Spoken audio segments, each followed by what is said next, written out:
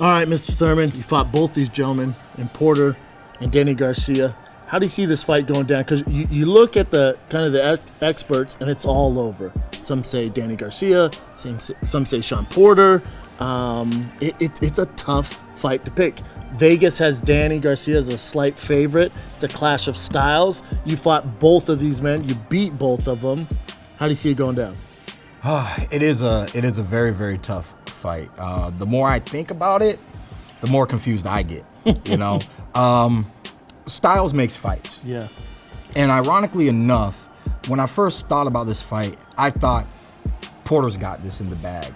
Then the more I reflected, I realized that Danny has a few good things going for him in this fight. Porter's strong points is his work ethic, the fact that he comes to bring it, he moves in, and he's just rough and tough and not easy for anybody to handle. That's his strong point. It always has been and always will be.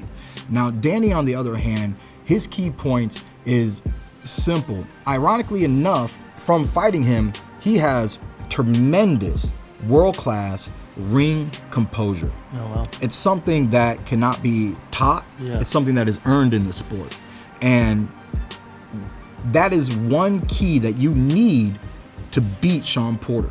Anybody who's beaten Shawn Porter, myself and Kell Brook, both were able to weather that storm by being composed, no matter what he was throwing at us. And I think that's going to be a big key for Danny. The other advantage he has is that he is a big puncher.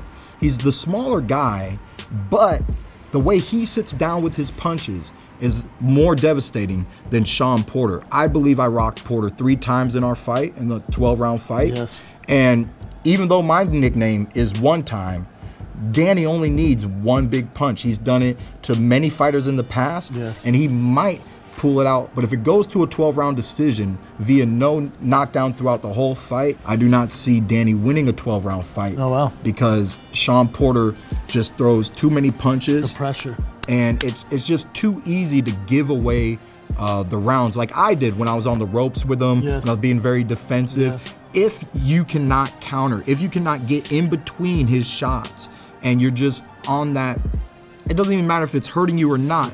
You're on the defense. The judges cannot give you much credit, and it's you only have so much time. Tick tock, and that's what I'm worried about for Danny Garcia. Playing devil's advocate here, is it easier for Danny Garcia to game plan for this fight? Because we know Shawn Porter, he's coming in, he's going to be aggressive, he's going to make it a dog fight. So is it easier for Danny to mimic that in training camp? Like when you're preparing for Danny, obviously being an elusive counter puncher, it's tough to find that skill of boxers to come into your camp. I can find bulldog guys to come into your camp. You know what I'm saying? You sure can. The rabbit in the hat, and this is what I love the most about boxing, is we love stats, we love statistics, right? Yeah. But everybody forgets the rabbit in the hat, which is, what if this guy trained for something new? Yeah. What if he is prepared to show us a new attribute of his boxing style that we have yet to witness, and we might be witnessing? For me, I think Danny can work a little bit more on his footwork. He used it against Brandon Rios.